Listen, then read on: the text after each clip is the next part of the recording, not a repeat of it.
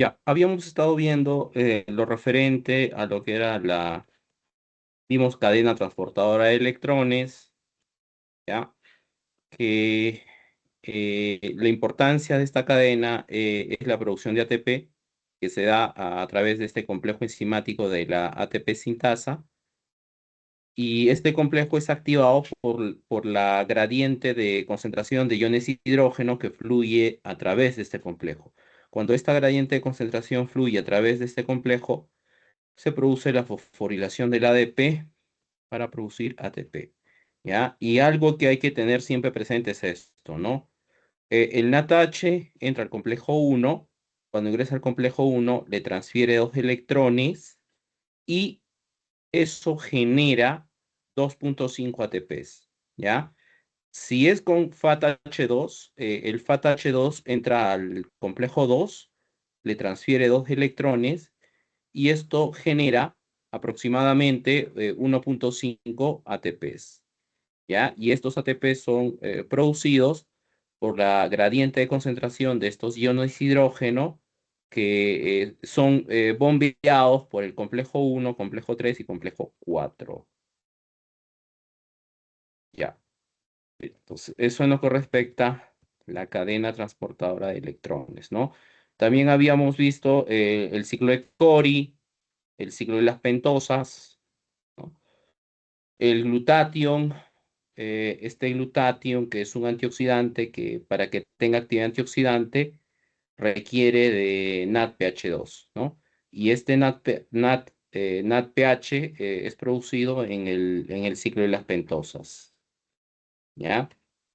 Hemos visto también que hay algunas hormonas que pueden producir activación, inhibición de la glucogenólisis y de la glucogénesis, ¿no? El caso de la insulina, el glucagón y la adrenalina. ¿Ya? Esto lo pasamos. Ya. Ahora, esto de aquí es bien importante. Esto está relacionado con algunos problemas de anemia que se podría presentar en algunas personas. Es un tipo de anemia rara, ¿ya? Es una anemia autoinmune. Básicamente es una anemia hemolítica. Y este tipo de anemias hemolíticas en algunas personas es producida por deficiencia de enzimas que son provenientes del metabolismo de carbohidratos, ¿ya? Y de estas, la que tenemos que conocer es la glucosa 6-fosfato deshidrogenasa. Esta glucosa 6-fosfato deshidrogenasa, habíamos mencionado que es una enzima muy importante para el ciclo de las pentosas, ¿ya? Esta enzima corresponde al ciclo de las pentosas. Y cuando hay deficiencia de esta enzima, se ha encontrado que en estas personas donde hay deficiencia de la glucosa 6-fosfato deshidrogenasa, les produce anemia hemolítica, ¿ya? Hay una hemólisis, es decir, la ruptura de la membrana del hematíe, y como consecuencia de esto se puede producir anemia hemolítica. Entonces, ese tipo de anemia es una anemia rara, es una anemia autoinmune, es una anemia que podríamos decir que es idiosincrática. Cuando hablamos de idiosincrasia, nos estamos refiriendo a ciertos factores individuales que están relacionadas con la deficiencia de algunas enzimas, ¿no? Eso es una idiosincrasia, ¿ya? Entonces, incluso en algunas personas de raza negra se ha encontrado que hay deficiencia de esta enzima, de la glucosa de fosfato deshidrogenasa, y eso les producía anemia hemolítica, ¿no? Entonces, haciendo más estudios en esas personas, se encontró que lo que le producía esta anemia era deficiencia de esta enzima. Esta es una enzima que se encuentra a nivel de los eritrocitos, ¿ya? Ahí es donde vamos a encontrar a la glucosa 6-fosfato deshidrogenasa. Y como hay deficiencia de esta enzima, el organismo, como una forma de, podríamos decir, protegerse, lo que hace es producir la ruptura de la membrana del glóbulo rojo. Entonces, el glóbulo rojo se rompe produciendo hemólisis y eso generaría esa anemia hemolítica. ¿ya? Entonces, de esta enzima hay que acordarse de la glucosa 6-fosfato deshidrogenasa que puede producir anemia hemolítica. Hay otras enzimas que también están relacionadas con problemas de anemia hemolítica, como es el caso de la fosfofructoquinasa. Esta es una enzima que es la más importante de la glicólisis, ¿ya? Es una enzima reguladora que es la que va a controlar la glicólisis. Otra enzima es la exoquinasa. La exoquinasa también es una enzima de glicólisis. Y luego tenemos a la piruvatoquinasa, que es otra enzima también de glicólisis. La deficiencia de esas tres también te puede producir anemia hemolítica. ¿Ya? Deficiencia de fosforoquinasa, de piruvatoquinasa y de exoquinasa. Eso también puede generar problemas de anemia hemolítica. Pero la que tienen que acordarse siempre es de esta, de la glucosa 6-fosfato deshidrogenasa. Ya. A ver, cuando hablamos de señalización celular, ¿ya? De los sistemas de señalización celular, ¿a qué cosa me refiero cuando hablo de estos sistemas de señalización celular? ¿Ya?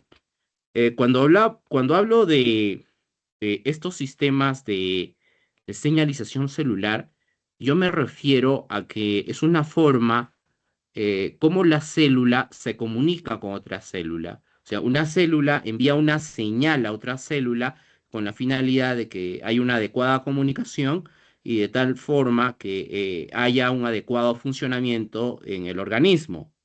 Ya, a eso me refiero cuando hablo de un sistema o de señalización celular, ¿ya? Para que lo puedan entender. A ver, por ejemplo, el caso de, bueno, ustedes son alumnos, ¿no? Son jóvenes. Muchos de ustedes probablemente hayan ido a alguna fiesta o hayan acudido tal vez a una discoteca. Entonces, cuando ustedes van, por ejemplo, a una fiesta y resulta que cuando llegan a la fiesta se encuentran que es un equipo de sonido que no da mucho sonido, ¿no? Es un sonido muy bajo, ¿no? Es un equipo muy antiguo y resulta que no hay mucho sonido.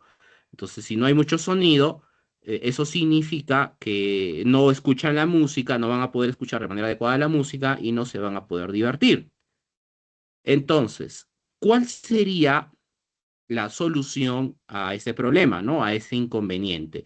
Si el problema es el equipo de sonido, ¿no? Que no tiene buen volumen, eso yo lo podría solucionar colocándole un amplificador, ¿no? Yo le adiciono un amplificador de sonido, y lo que hace ese amplificador es intensificar el sonido, ¿no? Hace que el sonido se incremente, ¿no? Ese ejemplo es lo mismo que ocurre con un sistema de señalización celular, ¿no? Entonces, la célula envía información a otra célula, utiliza un amplificador de tal forma que la señal se va a intensificar, la señal se incrementa, se intensifica, de tal forma que esa señal llega de manera adecuada a otras células, ¿no? Va a llegar de manera adecuada a otras células. ¿Ya? Entonces, de esa forma va a existir una comunicación adecuada entre una célula y otra célula.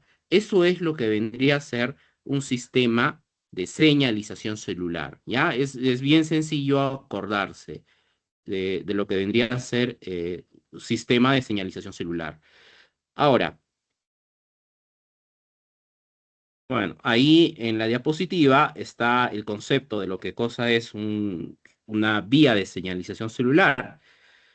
Estos sistemas de señalización celular permite que funcionen los mecanismos de regulación dirigidos a desarrollar una función armónica dentro del organismo. Entonces se envía una señal, se envía señales a otras células y esas señales deben de ser adecuadamente recibidas, ¿no? Deben de estar deben de estar bien intensificadas para que llegue de manera adecuada. Entonces, si la señal llega de manera adecuada, quiere decir que la célula funciona bien, ¿no? Y por lo tanto el organismo va a funcionar de manera armónica, ¿no? Como dice ahí, ¿ya?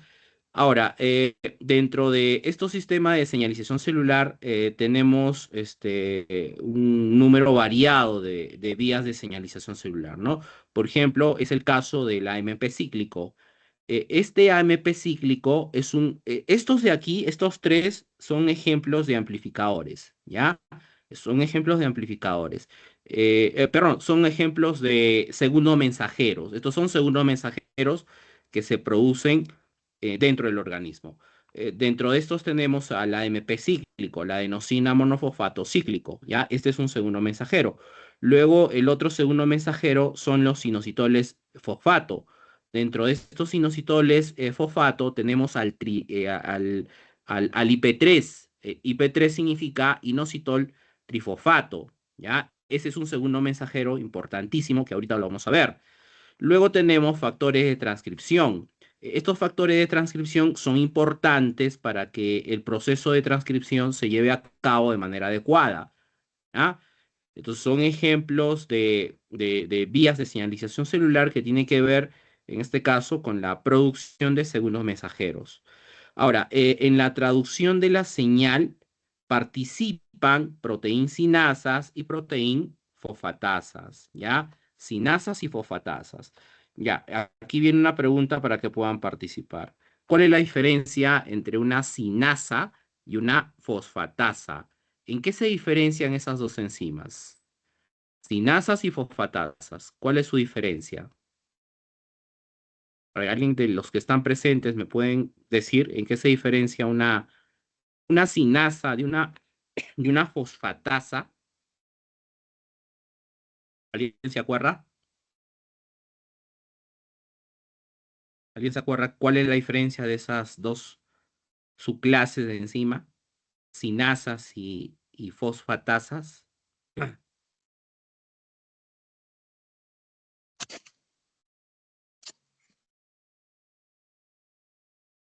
Profesor quiere? Sinazos, Sí, Marita, dime. en la sintasa es porque favorece la síntesis del glucógeno y en la fosfatasa porque va a remover un grupo fosfato de un sustrato. Una Una fosfatasa es una enzima que quita fosfato, ¿ya? Ahora, si yo digo sinasa, es lo mismo decir quinasa. Sinasa, quinasa, es el mismo concepto, ¿ya? Las sinasas lo que hacen es pegar fosfato, pegan fosfato, ¿ya? ¿Me haces acordar para ponerte una participación, por favor? ¿O está la delegada de este grupo? ¿Está presente la delegada de este grupo? ¿Quién era la delegada de este grupo? No, no está presente, creo. Ya, ya, pero es el mismo concepto. Me haces acordar, por favor, para ponerte una participación.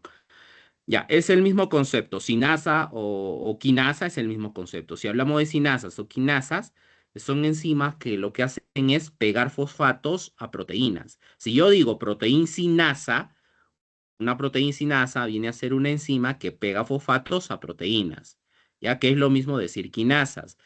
Eso es a expensas de ATP.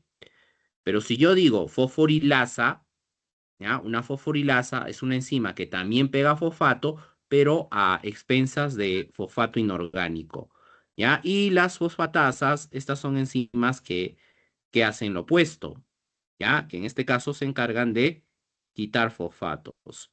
Ahora, estas enzimas que quitan y pegan fosfato, ¿no? El caso de las quinasas y el caso de las fosfatasas, estos son ejemplos de enzimas interconvertibles, ¿ya? Son enzimas interconvertibles, ¿no? O sea, tú le pegas un fosfato a una proteína que tiene una función enzimática y a esa proteína que la estás fosforilando, la estás activando. Pero si tú le quitas un fosfato, la inactivas, ¿ya? Es el caso de pegar y quitar fosfato. Eso es un ejemplo de enzimas interconvertibles. Esas son enzimas interconvertibles. Ya. Todo sistema de señalización celular, ¿ya? Todavía de señalización celular, siempre tiene estos cuatro elementos, ¿ya? Siempre tiene estos cuatro elementos que se tienen que memorizar. Efector, receptor, transductor y el amplificador, ¿no? Este es el que al final intensifica la señal. Ya, veamos cada uno de estos en qué consisten. Cuando hablamos de efectores, ¿ya?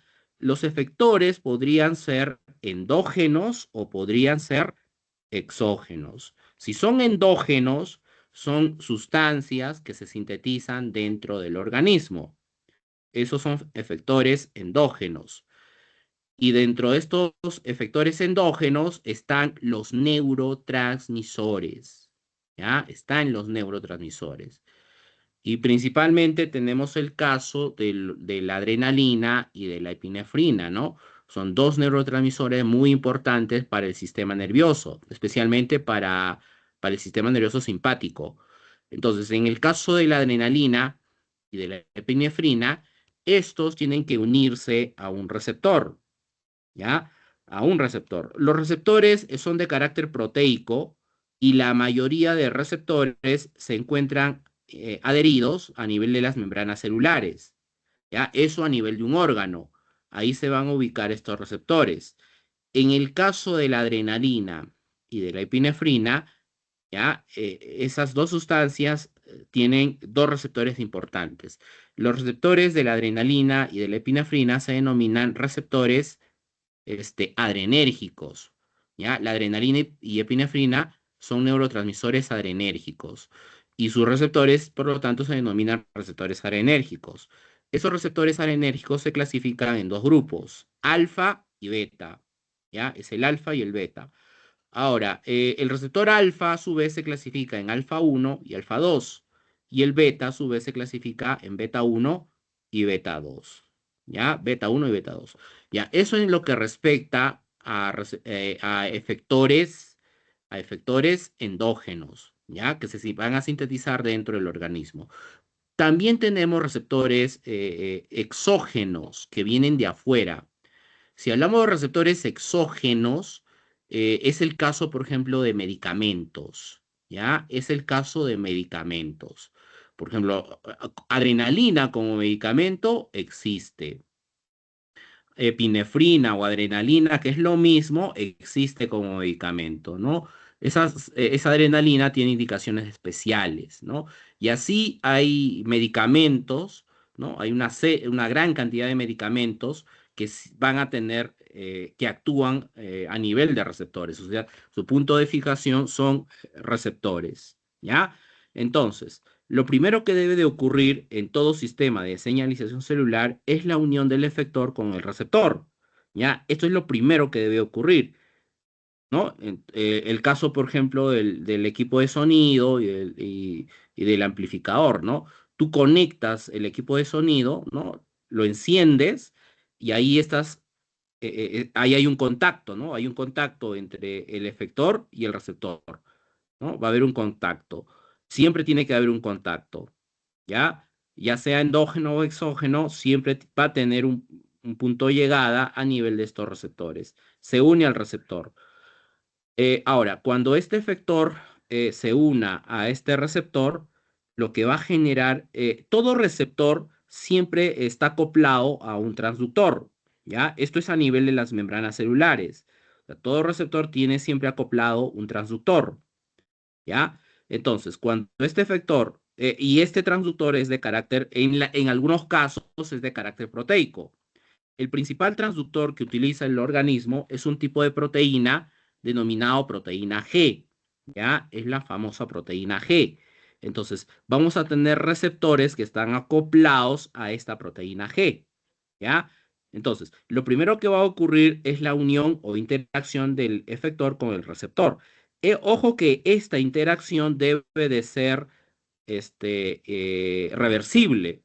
O sea, pasado un tiempo, estos dos te tienen que volver a separar. No es que la unión sea perenne, ¿ya? Tienen que separarse. Entonces, el efector se une al receptor y cuando el efector se une al receptor, eso va a generar un cambio a nivel de ese transductor, ¿ya? Esos cambios que ocurren a nivel de los transductores no son otra cosa que algunas reacciones químicas, ¿ya? Es una reacción química que ocurre a nivel de este transductor y producto de estas reacciones químicas que ocurren a nivel de estos transductores, eso va a generar la activación de amplificadores. Se activan los amplificadores. El amplificador también está integrado a estos sistemas, ¿ya? Efector, receptor, transductor y el amplificador. Cuando hablamos de amplificadores, no son otra cosa que sistemas enzimáticos, son enzimas, ¿ya? Dentro del organismo, esos amplificadores vendrían a ser enzimas. Entonces, cuando el amplificador se activa, eso va a generar siempre la síntesis de segundos mensajeros, ¿ya? Se sintetizan siempre segundos mensajeros. Ahora, ustedes me preguntarán, ¿cuál es el primer mensajero? El primer mensajero tendría que ser el efector, ¿ya? El efector viene a ser el primer mensajero. Estas sustancias que se sintetizan cuando se activan estos amplificadores son segundos mensajeros, ¿ya? Entonces son los 5 elementos de todo sistema de señalización celular. Un efector, un receptor, un transductor, un amplificador y segundos mensajeros, ¿ya? Este es el sistema de toda vía de señalización celular. Primero se une el efector con el receptor, producto de esta interacción, eso genera una reacción a nivel de transductor y esta reacción a nivel de ese transductor produce activación del amplificador. Se activa el amplificador y cuando este amplificador está activado, siempre va a generar segundos mensajeros, ¿ya? Siempre genera segundos mensajeros. Ya, ahora, esto lo vamos a ver con un ejemplo, ¿ya? El ejemplo con el que vamos a ver es con el caso de la adrenalina o epinefrina. Hemos mencionado que los receptores de la adrenalina son receptores adrenérgicos, alfa adrenérgicos y beta adrenérgicos. En el caso de la adrenalina, tenemos receptores beta adrenérgicos, ¿ya? Y estos receptores beta-adrenérgicos están acoplados a un tipo de proteína G. Cuando hablamos de proteína G, existen varios subtipos de proteína G. Las más importantes son tres: la proteína GS, la proteína GI y la proteína GQ, ¿ya? GS, GI y GQ. Esos son los principales transductores para nosotros. En el caso de los receptores beta-adrenérgicos, es decir, beta 1 y beta 2, estos receptores beta-adrenérgicos están acoplados a la proteína GS, ¿ya? Acoplados a la proteína GS. A esa proteína GS es a donde están acoplados estos receptores beta-adrenérgicos. Entonces, la adrenalina se une a su receptor beta-adrenérgico, ya sea beta 1 o ya sea beta 2, y como consecuencia de esa interacción se genera una reacción a nivel de la proteína GS. Esta reacción que ocurre a nivel de la proteína GS va a producir activación del amplificador. En este ejemplo, el amplificador vendría a ser la adenilato ciclasa, ¿ya? La adenilato ciclasa, que es una enzima. La adenilato ciclasa viene a ser una enzima. Esta adenilato ciclasa es una enzima que siempre actúa sobre el ATP, ¿ya? Siempre actúa sobre el ATP. ¿Y qué cosa viene a ser el ATP? ATP significa adenosina trifosfato, ¿no? Esto viene a ser un nucleótido. Es el nucleótido de adenina. Este es el nucleótido de adenina con tres fosfatos, ¿ya? La adenosina trifosfato. Esta es la molécula energética que nosotros utilizamos. Entonces, cuando nosotros tenemos adenilato ciclasa o adenil ciclasa, que es lo mismo, esta adenil ciclasa actúa sobre el GTP, ¿ya? Lo que va a hacer es liberar dos fosfatos y el fosfato que te queda, ahí te va a quedar un fosfato, un solo fosfato, ¿no? Se va a liberar dos fosfatos. Ese fosfato se va a ciclar con el AMP, ¿ya? Se cicla. Hay una ciclación que va a ocurrir y se forma el AMP cíclico, adenosina monofosfato cíclico, ¿ya? Adenosina monofosfato cíclico. Este de aquí viene a ser un nucleótido cíclico, ya que tiene una función que ahorita lo vamos a ver en el organismo, ¿ya? A ver, algo importante que ustedes tienen que acordarse es lo siguiente: ¿por qué se da el proceso de relajación uterina y por qué se da el proceso de contracción uterina? ¿Ya? ¿De qué depende que se dé contracción uterina y de qué depende de que se genere relajación uterina?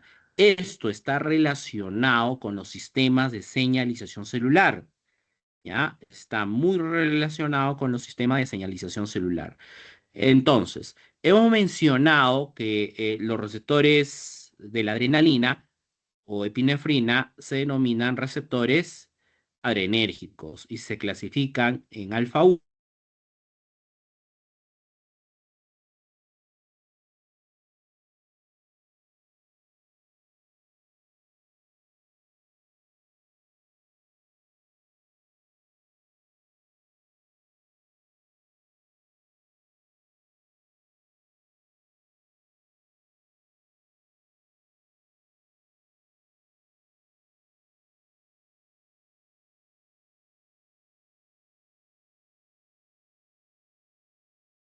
Los sanguíneos, ¿ya? El alfa 1 y el beta 2. De esos dos, el alfa 1 es un receptor que está bien diseminado en todo el organismo. Está a nivel de glándulas, está a nivel ocular, ¿no? Está a nivel vascular, o sea, vasos sanguíneos, está a nivel de útero, ¿ya? Está a nivel de útero. El receptor alfa 1 está a nivel de útero. Esa ubicación tienen que memorizarla, porque yo le voy a poner un caso clínico relacionado justamente con estos sistemas de señalización celular, pero que esté relacionado con los receptores que estén a nivel uterino, ¿ya? En este caso es el receptor alfa 1. El alfa 1 está ubicado a nivel de útero, ¿ya? A nivel uterino. El beta 1. El beta 1 está ubicado principalmente a nivel de corazón, ¿ya? Es corazón. El beta 2 está ubicado a nivel de músculo liso bronquial, o sea, bronquios. También lo ubicamos en vasos sanguíneos y también está ubicado a nivel uterino, ¿ya? Está ubicado a nivel de útero. Ahora, en el caso de este receptor alfa 1, el transductor que utiliza es la proteína GQ, ¿ya? El alfa 1 está acoplado a este transductor, que es la proteína GQ. En el caso del beta 2, este beta 2 está acoplado a la proteína GS, ¿ya? A la proteína GS. Este es su transductor. Entonces, eso es lo que tienen que saber. Alfa 1, su transductor es la proteína GQ y el beta 2, su transductor, es la proteína GS. ¿Y cuál es el efector? El efector endógeno tendría que ser la adrenalina o epinefrina. Ese es el efector endógeno. Podría ser también un efector exógeno, ¿ya? Si hablamos de efectores exógenos, estamos hablando ya de un medicamento. Eso es un medicamento, ¿ya? Entonces, presten atención, por favor, porque esta parte es bien importante. De aquí va a venir una pregunta para el examen, ¿ya? Entonces, empecemos con el que es más fácil de entender, que es el caso de la proteína GQ, ¿ya? De la proteína GQ. Ya, empecemos. Entonces, tienen que conocer este sistema de señalización celular, efector, receptor. Lo primero que debe ocurrir, ¿qué cosa es? Es la unión del efector con el receptor, ¿ya? Esa interacción es lo primero que se tiene que dar. Producto de esta interacción, ¿qué es lo que se va a producir?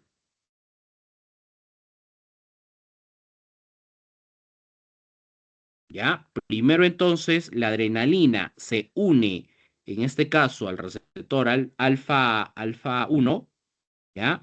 Se une al receptor alfa 1 y cuando la adrenalina se une al receptor alfa 1, eso genera una reacción a nivel de la proteína GQ, ¿ya? Esta reacción que ocurre a nivel de la proteína GQ va a producir activación de un amplificador y ese amplificador es una enzima. Esa enzima viene a ser la fosfolipasa C, ¿ya? Es la fosfolipasa C. Este es el amplificador, la fosfolipasa C. Cuando la fosfolipasa C se activa, que es una enzima, ¿ya? Esta fosfolipasa C es una enzima. La función que cumple esta fosfolipasa C es sintetizar inositoles fosfato. Y el principal inositol fosfato que va a sintetizar es el IP3. ¿Ya? Va a ser el IP3. significa inositol trifosfato. Inositol trifosfato. También se puede generar inositol difosfato, también se puede generar el diacilglicerol, pero de todos estos, el más importante viene a ser el IP3, ¿ya? El inositol trifosfato. Entonces, ¿cómo se sintetiza este inositol trifosfato? Este se sintetiza cuando la fosfolipasa C se activa y esta fosfolipasa C activa actúa a nivel de las membranas celulares. Básicamente actúa a nivel de fosfolípidos de membrana, ¿ya? Cuando actúa a nivel de fosfolípidos de membrana, eso va a generar síntesis de inositol trifosfato. Ahí se sintetizan inositoles trifosfato. ¿Cuál es la función que cumple el IP3? ¿Ya? La función que cumple el IP3 es activar canales iónicos de calcio que están ubicados a nivel del retículo sarcoplasmático, ¿ya? A nivel del retículo sarcoplasmático. A nivel de este retículo sarcoplasmático vamos a tener la presencia de canales iónicos de calcio. O sea, este canal iónico se abre por acción del IP3. ¿Ya? Y como está dentro, el calcio vamos a tenerlo almacenado dentro del retículo sarcoplasmático. No se olviden que este retículo sarcoplasmático es una organela, ¿no? Esta es una organela. Y dentro de esta organela hay depósito de calcio, ¿ya? Y a nivel de sus membranas tenemos canales iónicos de calcio. Entonces, cuando se genera el IP3, este canal iónico de calcio se abre y hay flujo de calcio hacia el intracelular, ¿ya? Va a haber un flujo de calcio hacia el intracelular. Entonces, ahí, ¿cuál va a ser la consecuencia fisiológica? Hay un aumento de la concentración de calcio a nivel intracelular, ¿ya? Hay un aumento de la concentración de calcio a nivel intracelular. Entonces, este aumento de la concentración de calcio a nivel intracelular va a generar algo muy importante, ¿ya? Como tengo calcio en exceso a nivel intracelular, este calcio se une a una proteína llamada calmodulina, ¿ya? Se une a la calmodulina. Se forma un complejo calcio-calmodulina, ¿ya? Hay un complejo que calcio-calmodulina que se va a generar.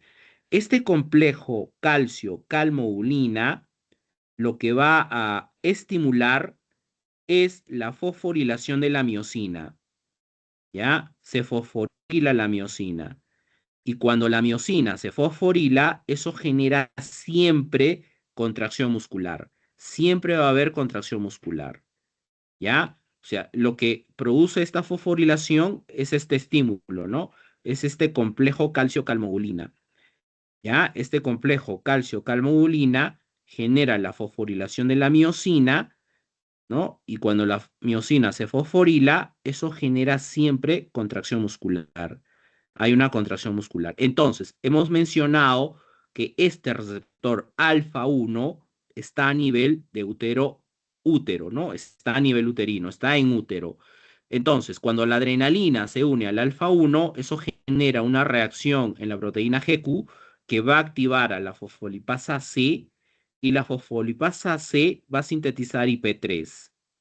¿Qué hace el IP3? Activar canales iónicos de calcio que están en la membrana del retículo. Y lo que va a ocurrir es salida de calcio del retículo al intracelular. Y a continuación, ese calcio se une a la calmodulina. Y este complejo calcio-calmodulina fosforila o estimula la fosforilación de la miosina. Cuando la miosina se fosforila, genera contracción. Y como está ubicado a nivel uterino, eso sería contracción uterina. Ya se produce la contracción uterina. Ahí se va a generar contracción uterina. Ajá, acá hay algo importante, ¿no? Tenerlo en consideración. Si estamos hablando de una gestante a término, ¿ya? ¿Cuándo hablo de una gestante a término? Es una gestante que está en su último trimestre del embarazo, ¿no? Octavo mes o quizás noveno mes, ¿no? Esa es una gestante que ya está a término, ¿no? Entonces, ¿qué ocurre en las gestantes a término, que están ya finalizando su último trimestre del embarazo, ¿no? En estas gestantes para que se pueda dar el parto, tiene que haber dos cosas. Tiene que haber maduración del cuello uterino y tiene que haber sí o sí contracción uterina. ¿Ya? Tiene que sí o sí haber contracción uterina. Si no hay contracción uterina, no se da el parto, no se va a poder dar el parto, ¿no? De ahí la importancia de la labor que realizan ustedes, ¿no? En el monitoreo de las contracciones uterinas. Ese trabajo lo hace personal de obstetricia. Entonces, con un equipito, ¿no? Lo que hacen es medir cómo están las contracciones uterinas, ¿no? Y hacen el monitoreo y de esa forma van a ayudar a que se produzca el parto, ¿ya? Se produce el parto. Pero, ¿qué ocurre si la activación de este receptor alfa 1 por acción de la adrenalina se da en una gestante del primer trimestre? ¿Ya? Gestante del primer trimestre. Gestante que está en su primer trimestre de embarazo. ¿Cuál sería la consecuencia de esto, ¿no? De que se produzca esta situación? Es una gestante que está en su primer trimestre, se activa, la adrenalina activa el alfa 1 y cuando la adrenalina activa el alfa 1 a nivel uterino, ¿no? Genera una reacción a nivel de la proteína GQ, la GQ sintetiza el IP3 saca calcio del retículo, se forma el complejo calcio-calmodulina, se fosforila la miosina y eso genera contracción. ¿Cuál es la consecuencia? A ver, ¿qué es lo que va a producir esa situación? A ver, ¿quién me contesta? Una voz. Una Claro, Mari Carmen, ¿no? profesora. Mari Carmen, un aborto, ¿no es cierto? Eso es un aborto. Se produciría un aborto, ¿ya? Se produciría un aborto. Entonces, Sí, bueno, profesor. desde el punto... Sí, dime, ¿quién está hablando? ¿Alguien me estaba hablando? Sí. Dime, Mari Carmen,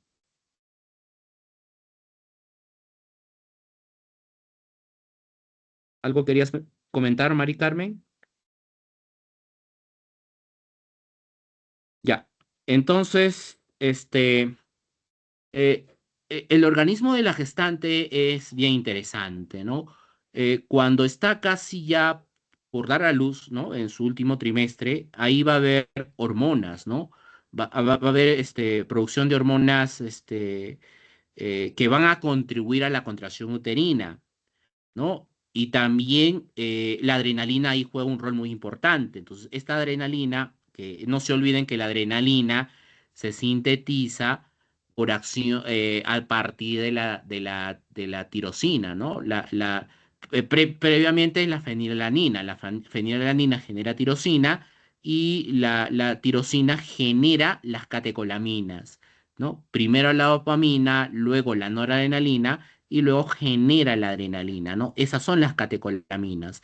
Es por eso que a estas sustancias se les denomina catecolaminas, ¿no? El término es catecolaminas, ¿ya? Dopamina, adrenalina y noradrenalina. Entonces, esa adrenalina, ¿no? Va a actuar. Entonces, esa adrenalina es liberada y esa adrenalina que se ha formado, lo que va a activar es el alfa 1 que está a nivel uterino. Activa el alfa 1 que está a nivel uterino y de tal forma que genera contracción uterina. Se contrae el útero, ¿ya? Hay contracción uterina y se produce el parto, ¿no? Se va a producir el parto. Claro que también tiene que haber maduración del cuello uterino, ¿no? Porque si no hay maduración del cuello uterino, ahí el parto no se va a dar, ¿ya? Ahí no se da el parto.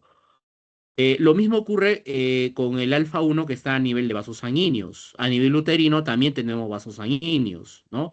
Y cuando hablamos de vasos sanguíneos, estamos hablando del alfa 1 y del alfa 2. En el caso del alfa 1, que está a nivel de vasos sanguíneos, está acoplado a la proteína GQ. Como está acoplado a la proteína GQ, hay liberación de calcio, se genera fosfolipasa C, hay IP3, el IP3 saca calcio del retículo y cuando hablamos del vaso sanguíneo, lo que va a generar es esto, ¿no? Una contracción. En este caso es una vasocontracción. Es una vasocontracción que se produce, ¿ya? Eso es a nivel de los vasos sanguíneos. Si la adrenalina se une al alfa 1, ¿no? Y cuando la adrenalina se une al alfa 1, se genera esto, vasocontracción. Hay una vasocontracción. Ahora, eso es fisiológico, ¿ya? Eso es fisiológico. El problema está cuando esa interacción que se da entre la adrenalina y el alfa 1 se da de manera excesiva. Si esa interacción del alfa 1 con la adrenalina se da de manera exagerada, lo que tú vas a generar es una mayor vasocontracción, ¿no? Ahí el vaso está bien contraído, es una mayor vasocontracción de lo normal. Eso ya no es fisiológico, ahora eso ya se vuelve patológico. Y la consecuencia de esto sería una hipertensión arterial. Eso le puede generar una hipertensión arterial, ¿ya? Una hipertensión arterial. Eso ya sería patológico, ¿no? Entonces, eso es si la adrenalina está activando o está interactuando de manera excesiva con el alfa 1, ¿ya? Entonces, eso tienen que saberlo, sí o sí, ¿ya? Con el alfa 1 va a haber una vasocontracción y a nivel uterino con el alfa 1 hay una contracción uterina, ¿ya? Ahí los receptores que están acoplados es el alfa 1 que está acoplado a la proteína GQ. Amplificador es la fosfolipasa C. Y el segundo mensajero que se sintetiza es el inositol trifosfato, el IP3. Ya, eso tiene que saberlo, por favor. Eso en lo que respecta al receptor alfa, alfa 1. ¿Qué ocurre con los receptores beta-adrenérgicos? ¿Ya? Con los receptores beta-adrenérgicos. En lo que respecta estos receptores beta-adrenérgicos, que son el beta 1 y el beta 2, el que está a nivel de útero, ¿ya? El que está a nivel de útero es el beta 2, ¿ya? Este está ubicado a nivel de bronquios y a nivel de útero, ¿ya? Bronquios y útero. Entonces, en este caso, este receptor beta 2 está acoplado a la proteína GS, ¿ya? Este está acoplado a la proteína GS, es la GS. Entonces, igual, ¿quién es el efector? La adrenalina. La adrenalina se une al beta 2. Cuando la adrenalina se une al beta 2, esto genera una reacción a nivel de las proteínas GS, ¿ya? Hay una reacción que se va a dar a nivel de la proteína GS. Esta reacción que se da a nivel de la proteína GS va a activar al amplificador. El amplificador en este caso es la adenilato-ciclasa, ¿ya? La adenilato-ciclasa. Así se denomina el amplificador. La adenilato-ciclasa, que es una enzima. ¿Qué hace la adenilato-ciclasa? Actúa sobre el GTP, perdón, actúa sobre el ATP, ¿ya? La adenilato-ciclasa va a actuar sobre el ATP y lo transforma en AMP cíclico, ¿ya? Lo va a transformar en AMP cíclico. Actúa sobre el ATP y lo transforma en AMP cíclico. ¿Qué hace el AMP cíclico? El AMP cíclico lo que va a hacer es activar proteinquinasas, ¿ya? Activa proteinquinasas. Estas proteinquinasas que han sido activadas por el AMP cíclico, ¿ya? Estas proteinquinasas van a producir inhibición de una enzima llamada MLCK. Simplemente me basta con que se acuerden de que es una enzima, ¿ya? Esta proteína quinasa produce inhibición de una enzima que está a nivel intracelular. Bueno, el nombre es este, ¿no? Está en inglés por si acaso. MLCK significa, esta es la sinasa, bueno, acá está el nombre. Es sinasa de la cadena ligera de miosina. Ese es el nombre de la MLCK, ¿ya? Es una enzima que actúa sobre la miosina, va a actuar sobre la miosina. Sus siglas son MLCK, ¿ya? Es sinasa de la cadena ligera de miosina. Esta se inhibe por acción de estas proteinquinasas que han sido activadas por el AMP cíclico, ¿ya? Esta enzima queda inhibida. Y cuando esta enzima queda inhibida, ¿ya? cuando esta enzima queda inhibida, ¿cuál es la consecuencia? Para que nosotros hemos dicho que cuando tenemos un exceso de calcio a nivel intracelular, este exceso de calcio se une siempre a la calmodulina. Se forma este complejo calcio-calmodulina. Este complejo calcio-calmodulina activa a la MLCK, ¿ya? Activa esta enzima. Cuando este complejo de calcio-calmodulina se forma, inmediatamente se va a activar a la MLCK. Cuando esta enzima se activa, eso produce la fosforilación de la miosina. La miosina se puede fosforilar. Pero, ¿qué ocurre con esta proteinquinasa, ¿no? Que ha sido activada por el AMP cíclico? Cuando esta proteinquinasa se activa, estas enzimas inhiben a la MLCK, ¿ya? Inhiben a la MLCK. Y cuando esta MLCK está inhibida, ¿ya? Cuando esta MLCK está inhibida, este complejo calcio-calmodulina no va a poder fosforizar a la miosina, no fosforila la miosina. O sea, lo que se produce es el efecto opuesto. Se produce una desfosforilación de la miosina. O sea, le quitas un fosfato a la miosina. Eso es una fosfatación. Ahí se produce una fosfatación, ¿no? Se fosfata la miosina. Le quitas un fosfato y formas miosina. Y eso es lo que generaría la relajación uterina. ¿Ya? Es lo opuesto miren, es lo opuesto al alfa 1. Tiene que hacer regla memotécnica para poder memorizarse. El alfa 1, contracción uterina. El beta 2 es lo opuesto, ¿ya? Que en este caso sería relajación uterina. Y tiene que aplicar esa regla memotécnica para poder aprenderlo, para poder memorizarlo, sin necesidad de memorizarlo, ¿no? Alfa 1, contracción, y el beta 2 sería lo opuesto, relajación uterina. Ahora, ¿por qué relajación uterina? Porque este receptor beta 2 está acoplado a la proteína GS, ¿ya? Como está acoplado a la proteína GS, este activa a la anilatociclasa. Cuando la anilatociclasa se activa, forma AMP cíclico. El AMP cíclico formado, que es un segundo mensajero, produce activación de proteinquinasas. Esas proteinquinasas activas inhiben a la MLCK, ¿ya? La inhiben. Como esta está inhibida, este complejo calcio-calmodulina no va a poder fosforilar a la miosina, ¿ya? Para que se fosforile la miosina, este complejo tiene que estar activado. Y para que este complejo esté activo, para que pueda contribuir a la fosforilación de la miosina, tiene que haber activación de la MLCK. Esta otra enzima tiene que estar activa, ¿ya? Esta proinquinasa inhibe a la MLCK. Esta enzima está inhibida, este complejo calcio-calmodulina no va a poder actuar, no se fosforila la miosina, se fosfata, al contrario, se va a fosfatar, ¿ya? Ahí hay una fosfatación que ocurre, se libera fosfato, formas miosina, y la miosina sola no va a producir nada, ¿no? Está inhibida, y eso genera relajación uterina. Ya se produce relajación uterina. La otra ubicación hemos dicho que está a nivel de músculo lisobronquial.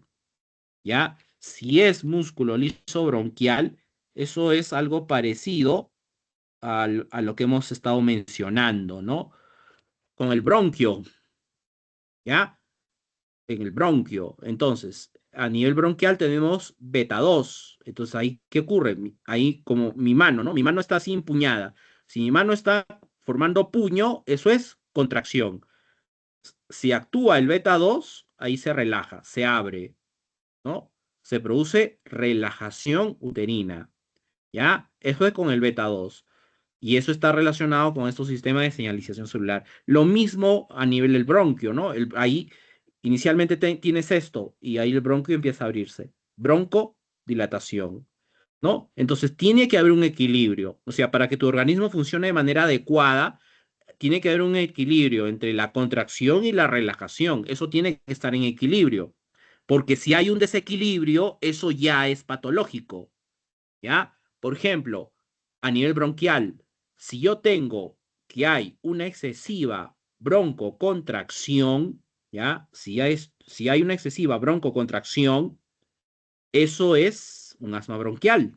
Eso es un asma bronquial. ¿Qué hay que hacer en esa situación? Hacer que relaje el bronquio, ¿no? El bronquio tiene que abrirse. ¿Y cómo lo haces? Activando al beta 2.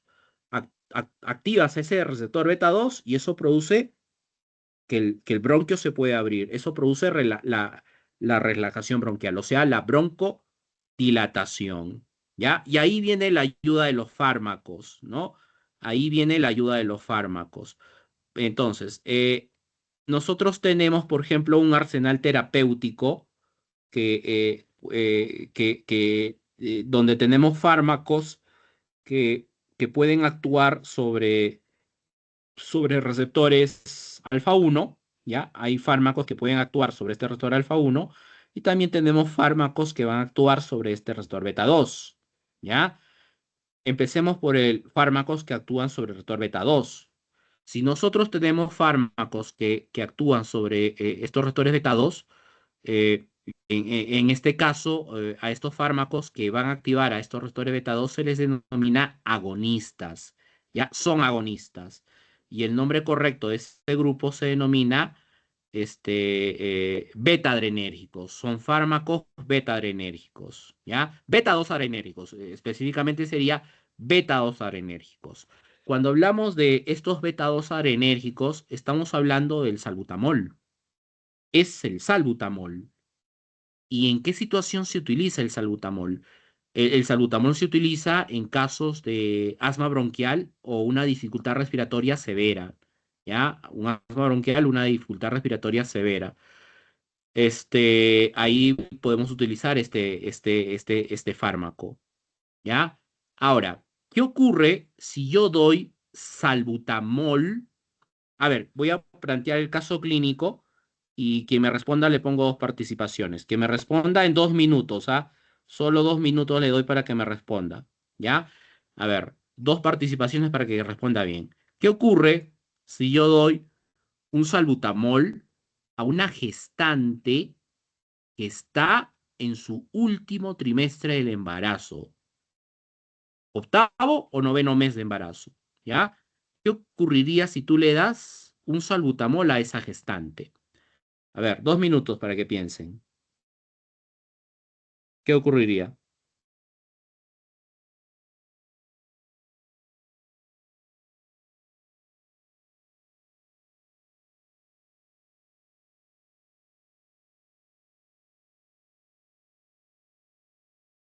Ya, ¿alguien tiene la respuesta?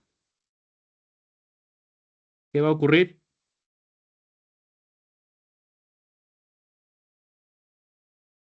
¿Qué va a ocurrir? ¿Alguien tiene Profesor, ¿no habría contracción? Ya, ¿eso qué es? Tienes que darme el nombre correcto. ¿Eso qué cosa es? Eso tiene un nombre. Habría dificultad, había dificultad de contracción o inhibición de la alfa uno. No, alfa 1 no. A ver, ¿qué va a ocurrir? Y la Ah, beta 2, profesor. es beta 2. Ya, beta 2. El Sí, salbutamol actúa sobre el beta 2. Si el salbutamol actúa sobre el beta 2, produciría relajación uterina. sí, ¿Y no cuál es habría la contracción consecuencia? uterina. Ya, no hay contracción uterina. ¿Y qué va a producirse? ¿Qué va a ocurrir?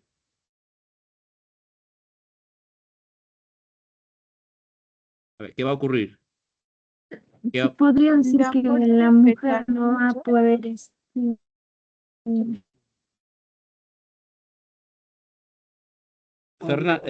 Fernanda, a ver, ¿querías comentar algo? Fernanda,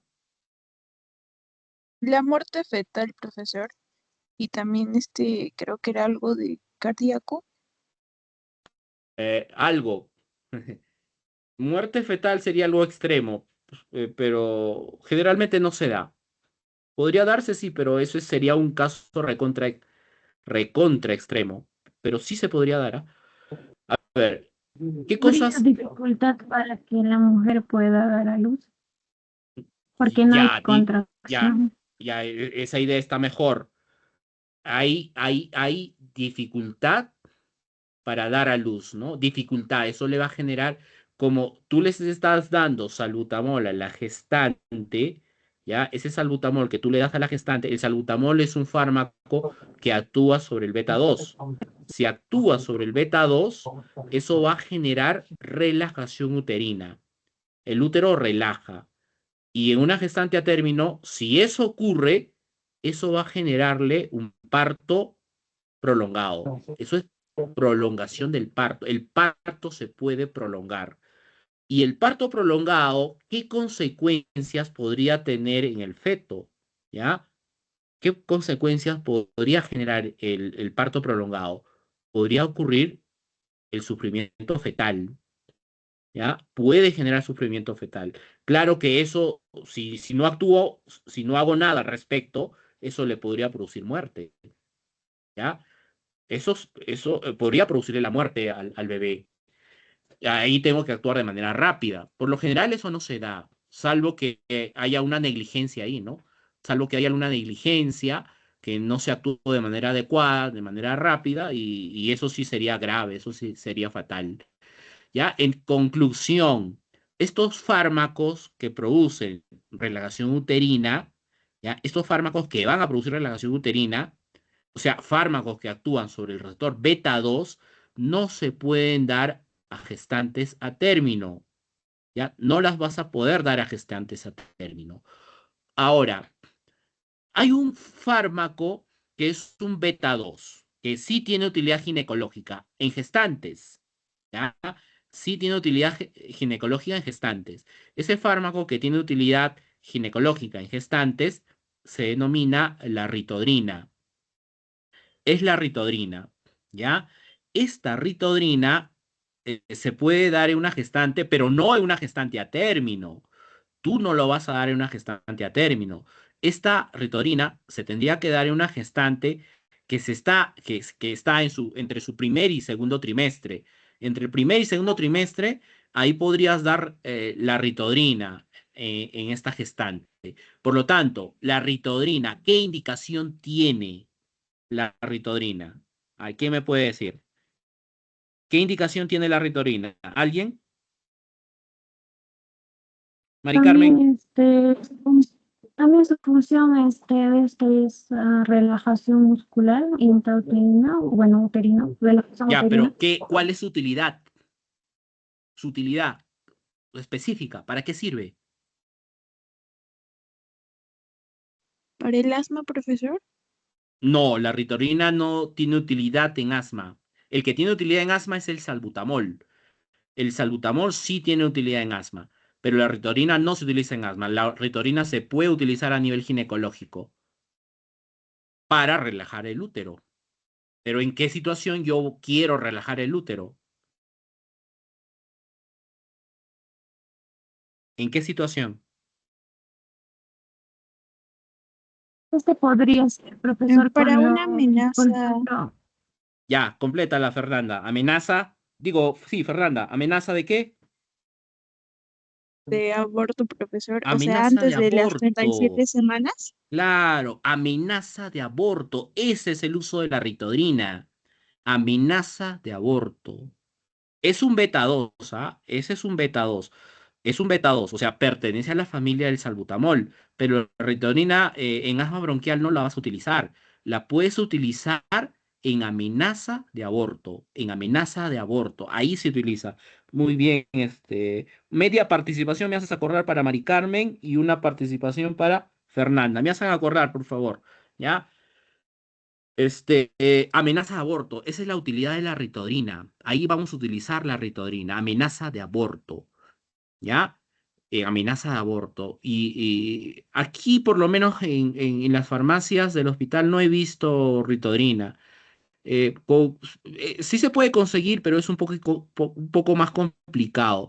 En Lima sí es más accesible conseguir ritodrina, ¿ya? Otro que podría ayudarme es la orciprenalina. La orciprenalina también me podría ayudar.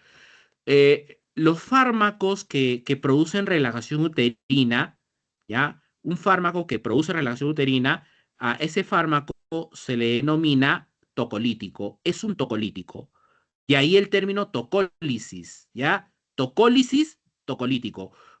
¿Qué, ¿Cuál es la utilidad de los fármacos tocolíticos? Producir relajación uterina. Para eso se utilizan los fármacos tocolíticos. Y básicamente los vamos a utilizar en amenaza de aborto.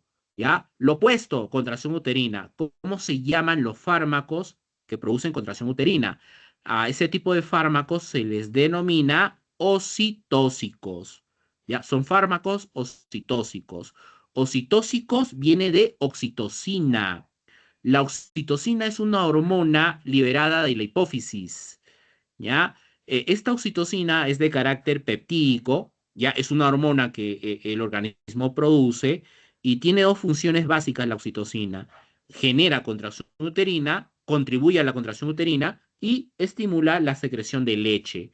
Esa es la función de la oxitocina. Claro que en contracción uterina y secreción de leche hay otras hormonas que también van a contribuir. No es que sea una sola hormona. Eso también tienen que entenderlo. ¿Ya? La oxitocina contribuye a la contracción uterina. O sea, un fármaco que induce contracción uterina, a ese fármaco se le denomina oxitóxico por la oxitocina. A la oxitocina también se le denomina, por si acaso, hormona de la alegría, ¿no? Ese nombre también tiene la oxitocina, ¿ya?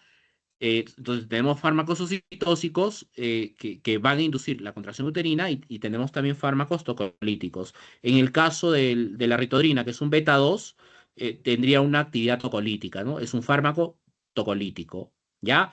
Ahora, hay fármacos que también van a actuar sobre este receptor alfa 1.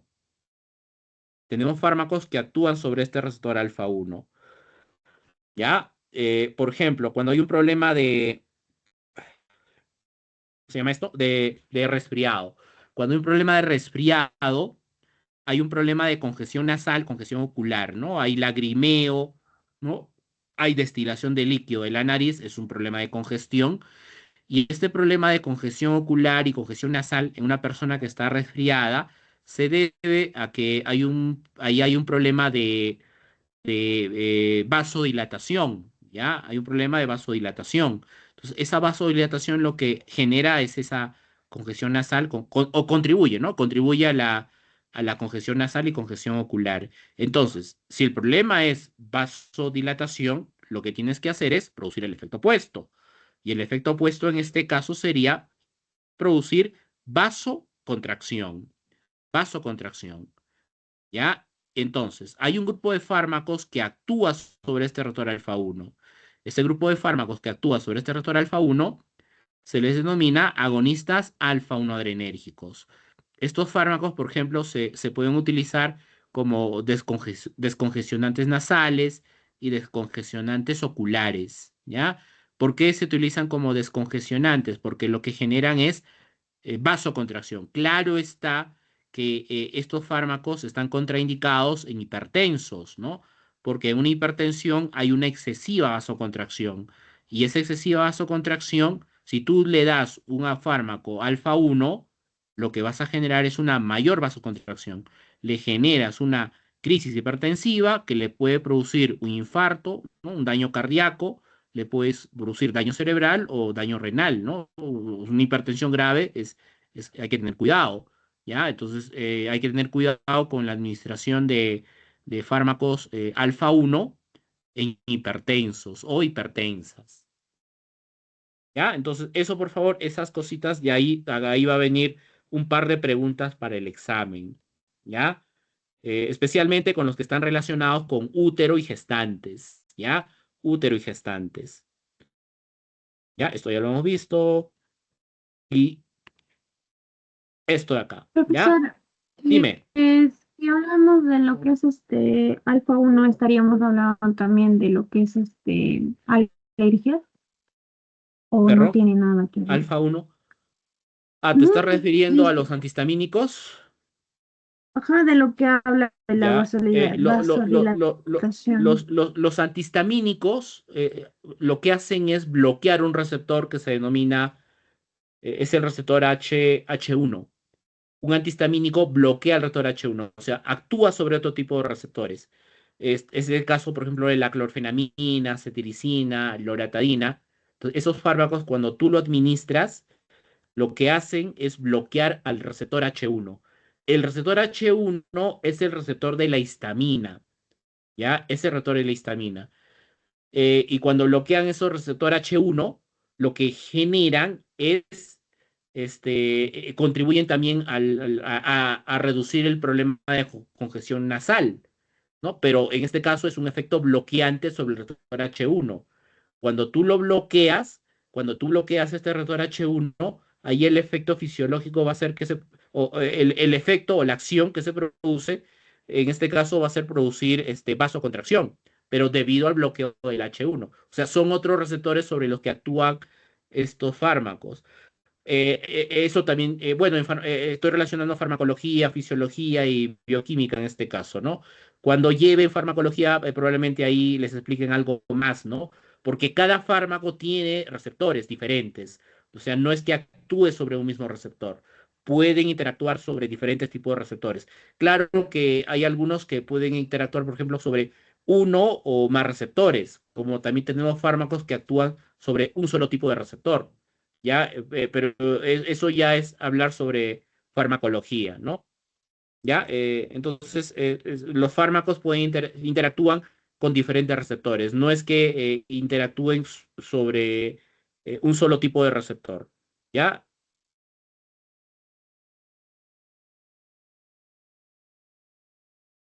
Ya, esto de aquí corresponde a lo que vendría a ser el ciclo de Krebs, ¿ya?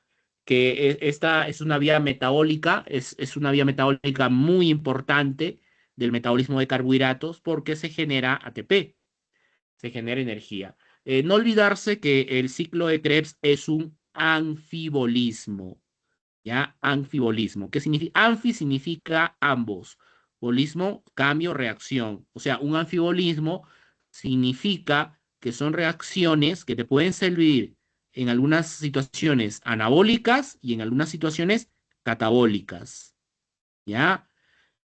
Si se da con fines catabólicos, si se da con fines catabólicos, eso es en condiciones aeróbicas.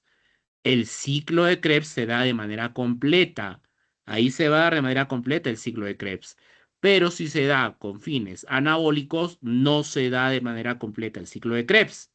Solo utilizamos algunas moléculas del ciclo de Krebs para poder sintetizar glucosa en el organismo. Y la molécula que utilizamos en este caso para sintetizar glucosa en el organismo es el oxalacetato, ¿ya? El oxalacetato genera fosfoenolpiruvato, el fosfoenolpiruvato genera glucosa. Eso es gluconeogénesis. Eso es la gluconeogénesis. O sea, desde el punto de vista anabólico, ¿para qué me sirve el ciclo de Krebs? Para generar la gluconeogénesis, para que se pueda dar la gluconeogénesis, desde el punto de vista anabólico, ¿ya? Oxalacetato, ahí la molécula donde empieza el ciclo de Krebs, o la molécula que se utiliza desde el punto de vista anabólico, es el oxalacetato. Ese forma fosfenolpiruvato y ese genera glucosa, ¿ya? Cuando hablamos de gluconeogénesis, no olvidarse que este se da en situaciones de ayuno y situaciones de actividad física intensa. Y las moléculas que generan gluconeogénesis, principalmente es el lactato, también podría ser el propionato, también podría ser el glicerol y podría ser también aminoácidos provenientes del ciclo de Krebs. ¿Ya? Esos aminoácidos que son provenientes del ciclo de Krebs se denominan aminoácidos glucogénicos. Esos son aminoácidos glucogénicos.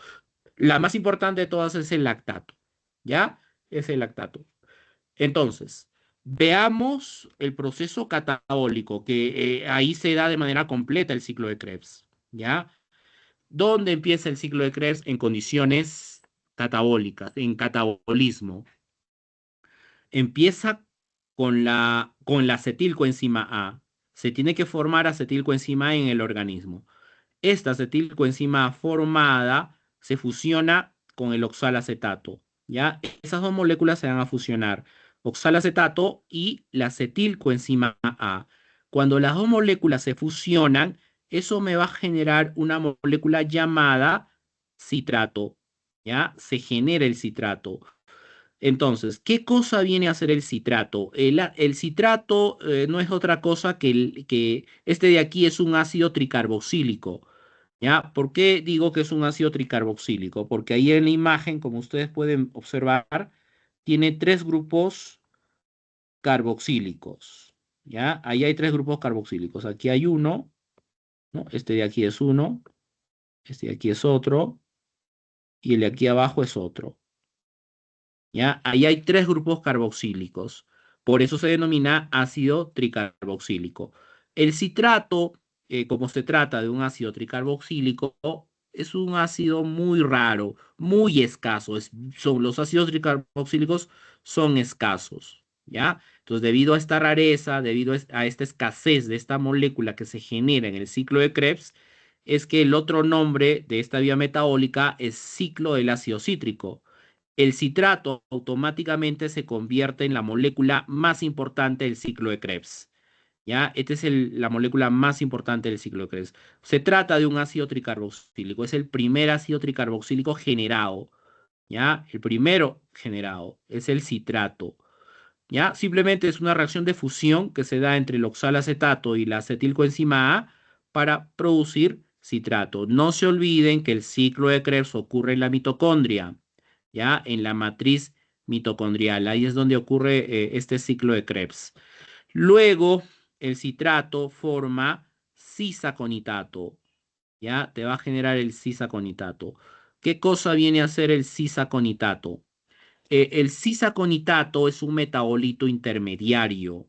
¿Ya? Viene a ser un metabolito intermediario. Es el metabolito intermediario más inestable del ciclo de Krebs. ¿Ya? Ojo, miren, es un ácido tricarboxílico, pero es un metabolito intermediario. Es el más inestable del ciclo de Krebs. Esta es la molécula más escasa en todo el metabolismo de carbohidratos, ¿ya? El cisaconitato. No se olviden que un metabolito intermediario es una molécula inestable, por lo tanto es una molécula efímera y pasajera. Solo sirve para dar paso a otras moléculas que son un poco más estables que estos metabolitos intermediarios, ¿ya? Este es el más inestable del ciclo de Krebs, el cisaconitato. Luego, este cisaconitato genera isocitrato, ¿ya? Isocitrato. Ese también es un ácido tricarboxílico, ahí como ven, ¿no? Tiene tres grupos carboxílicos. Este sigue siendo metabolito intermediario, pero es un poquito más estable que el cisaconitato, ¿ya? Un poco más estable que el cisaconitato. En la siguiente reacción, con este isocitrato va a ocurrir una reacción de descarboxilación oxidativa, ¿ya? Hay una descarboxilación oxidativa que ocurre.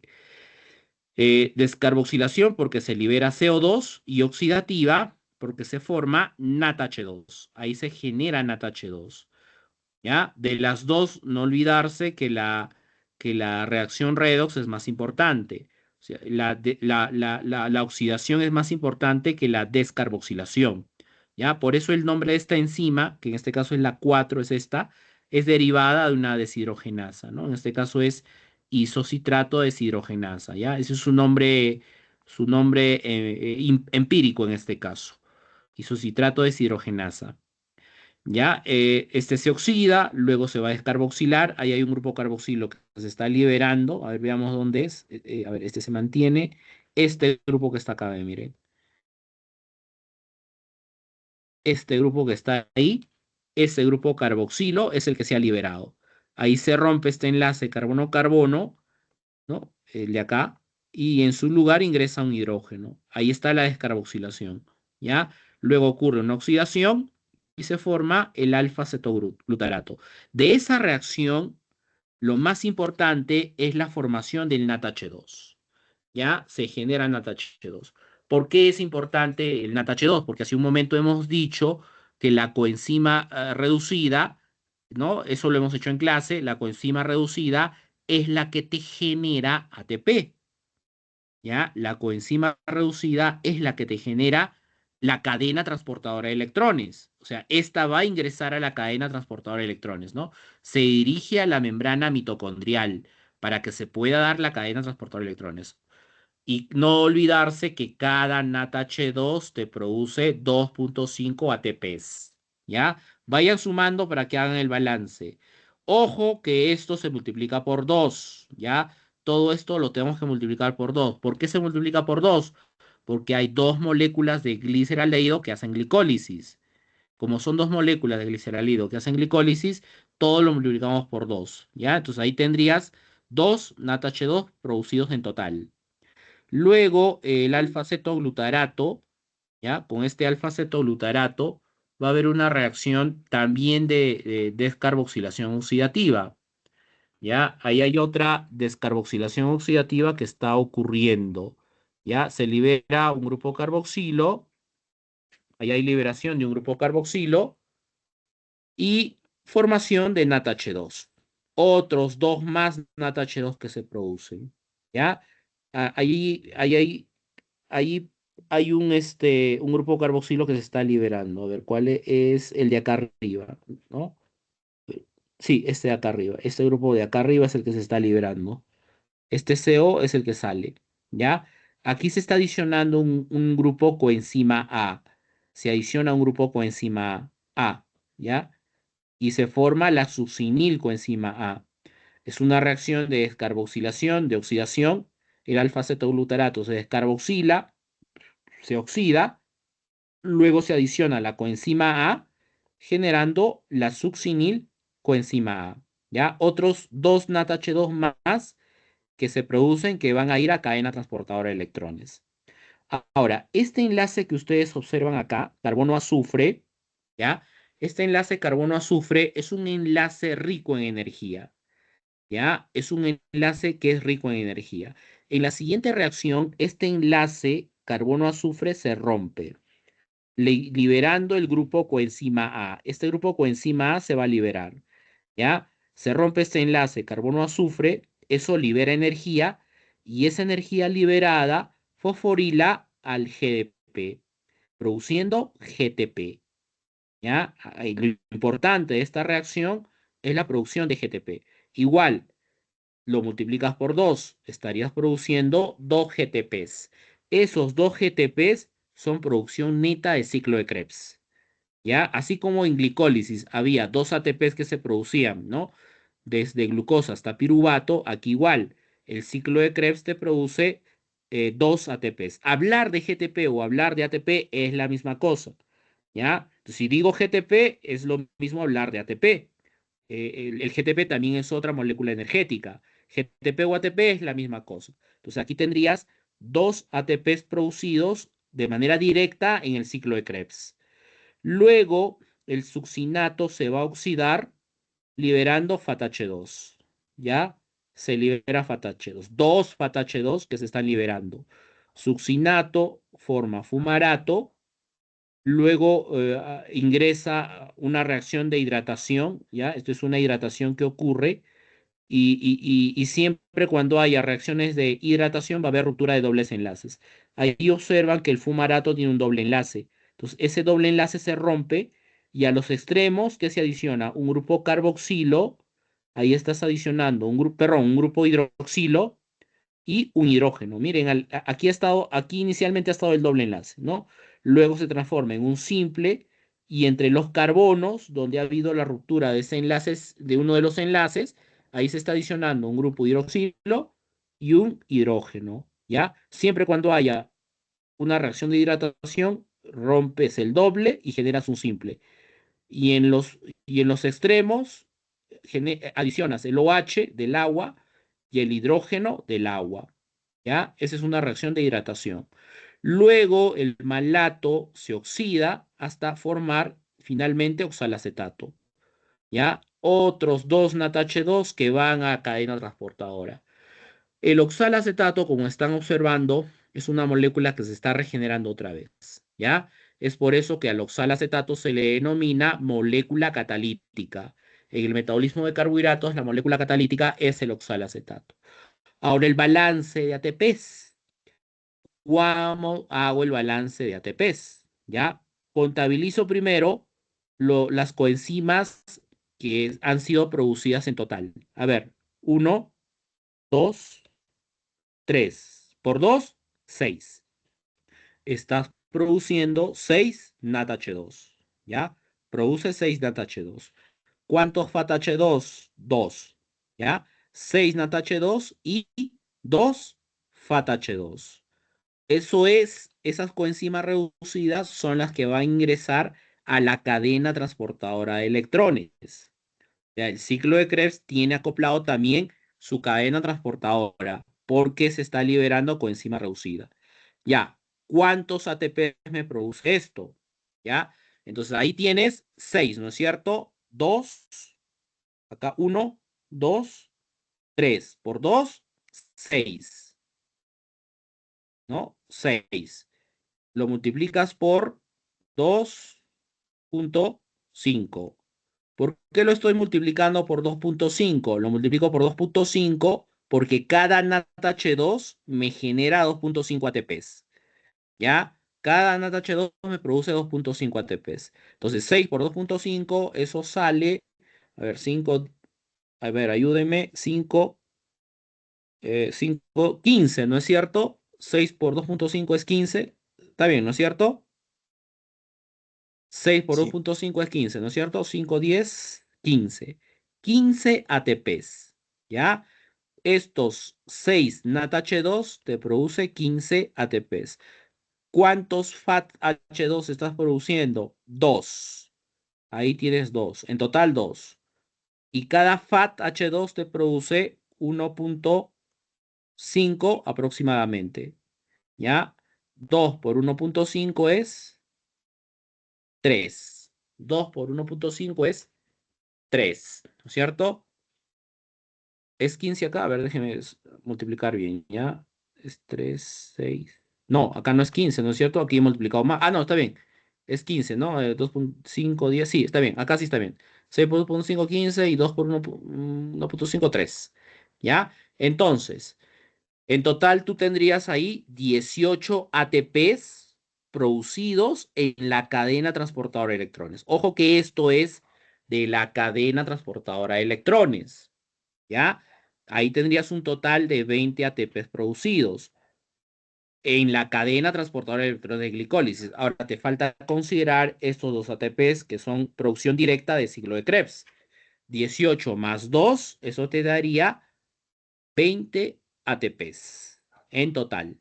¿Ya? De esos 20 ATPs, 18 son de cadena y 2 son de ciclo de Krebs. En condiciones anaeróbicas no hay ATPs producidos en ciclo de Krebs. Ojo, en condiciones anaeróbicas no vas a tener ATPs producidos en ciclo de Krebs porque no se da de manera completa. ¿Ya? De manera completa no se va a dar el ciclo de Krebs. Por lo tanto, ahí no vas a tener ningún ATP producido en condiciones anaeróbicas. Ahora, este ciclo de Krebs puede ser bloqueado, en este caso, por metales pesados. ¿Ya? Los metales pesados pueden bloquear el ciclo de Krebs.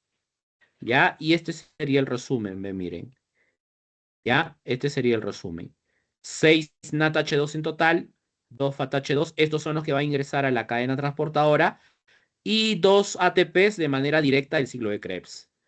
¿Ya? 2 ATPs de manera directa. Eso te da un total aproximado de 20 ATPs en total. ¿Ya? 20 ATPs en total en ciclo de Krebs. Esto es en condiciones aeróbicas, vuelvo a repetir. Ahora, si tú sumas, si tú haces el balance de ATPs de glucólisis y de ciclo de Krebs, ¿ya?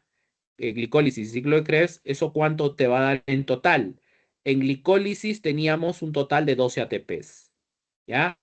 Ahí tenías 4 NADH2. Estos 4 NADH2 te producían 10 ATPs en total, ¿ya? 10 ATPs en total, más 2 ATPs de glicólisis de manera directa, eso te da un total de 12 ATPs, ¿ya? 12 ATPs en total. Y en el ciclo de Krebs tenías 20, ¿ya? 12 más 20, eso te da una producción total de 32 ATPs. Aproximadamente 32 ATPs que se producen, ¿no? Considerando la glicólisis y el ciclo de Krebs, ¿ya? No olvidarse que estos 32 ATPs vamos a tener de glicólisis que son de cadena 10 ATPs 10 ATPs que son producidos de estos 4 NATH2, ¿no? Ahí hay 10 ATPs producidos. ¿Ya? No olvidarse que cada NATH2 te produce 2.5. Entonces, 4 por 2.5, eso es 10 ATPs. Esto es de cadena. Y 2 de glicólisis de manera directa. En ciclo de Krebs tenía 6 NATH2, ¿no? 6 NATH2 y 2 FATH2, ¿no? 15 más 3, 18. Esto es de cadena, ¿ya?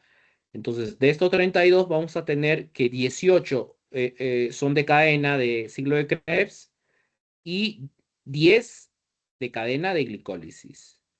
2 de glicólisis de manera directa y 2 de ciclo de Krebs de manera directa, ¿ya?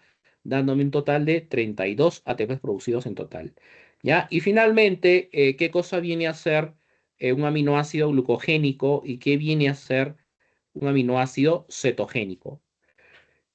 Cuando hablamos de estos términos, esta es una clasificación de aminoácidos, pero desde el punto de vista metabólico, ¿ya? Desde el punto de vista nutricional se clasifican en esenciales, no esenciales. Y desde el punto de vista metabólico lo vamos a clasificar en glucogénicos y cetogénicos. ¿Cuáles son los glucogénicos? Lo que está resaltado de color anaranjado. La asparagina, el ácido aspartico, la valina, la metionina, la treonina, ¿ya? La glutamina, el ácido glutámico, histidina, prolina y arginina. Esto que está resaltado de color anaranjado son los aminoácidos glucogénicos. ¿Para qué me sirven esos aminoácidos glucogénicos? Para producir glucosa, ¿ya? Para sintetizar glucosa. O sea, te van a servir para que la gluconeogénesis se pueda llevar a cabo, para que se dé la gluconeogénesis, ¿ya? No olvidarse que en condiciones anaeróbicas utilizas el oxalacetato.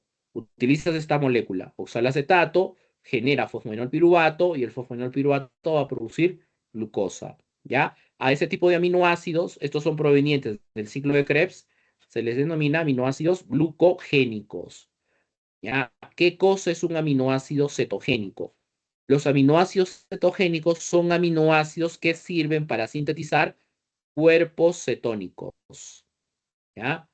Cuerpos cetónicos. Y son solo 3 aminoácidos. Es el triptófano, la leucina y la lisina, ¿ya? Triptófano, leucina y la lisina.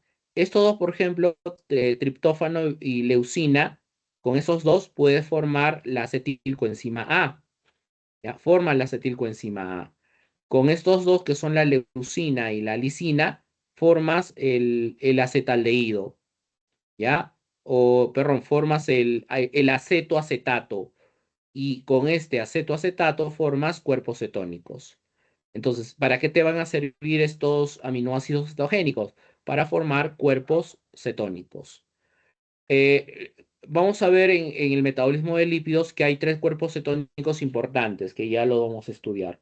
Como su propio nombre lo dice, son cetonas, ¿ya? Ahí hay 3 cuerpos cetónicos importantes. ¿En qué situaciones se forman los cuerpos cetónicos? En situaciones de ayuno. O sea, son las mismas condiciones para lo que es gluconeogénesis, ¿no? Ayuno y en actividad física intensa, ¿ya? Con estos cuerpos cetónicos se puede generar energía, se puede producir ATP para algunos órganos principales. Corazón, por ejemplo, corazón, cerebro, riñón y músculo, ¿ya? Corazón, cerebro, riñón y músculo, principalmente para esos órganos. Se sintetiza ATP a partir de esos cuerpos cetónicos. Ahora, esos cuerpos cetónicos no pueden estar en exceso, ¿ya? Si yo tengo un exceso de cuerpos cetónicos, esto te indica una cetoacidosis diabética. Y la cetoacidosis diabética es una complicación metabólica de la diabetes. ¿Ya? Ahí la glucosa en ayunas está recontra elevada. Pasa los 200 miligramos por decilitro, está recontra elevada. O sea, es una complicación ya metabólica de la diabetes. Y eso es peligroso. ¿Ya? De manera normal sí son benéficos, pero si están en exceso, eso te puede indicar una cetoacidosis diabética, ¿ya? Y eso se detecta, ojo, en orina, ¿ya? Se hacen algunas pruebas en orina, se utilizan tiras reactivas y con esas tiras reactivas tú puedes detectar si hay o no cuerpos cetónicos en orina. Si eso da positivo, quiere decir que están en exceso, porque cuerpos cetónicos en orina no debo de encontrarlos, pero si los encuentro, quiere decir que su concentración en sangre está elevada, ¿ya? Por lo tanto, ahí probablemente se trate de una cetoacidosis diabética, ¿ya? Listo. Con eso hemos terminado esta parte de metabolismo de carbohidratos. ¿Ya? ¿Alguna consulta, pregunta que tengan? ¿Alguna consulta, pregunta que tengan para ya cerrar, terminar?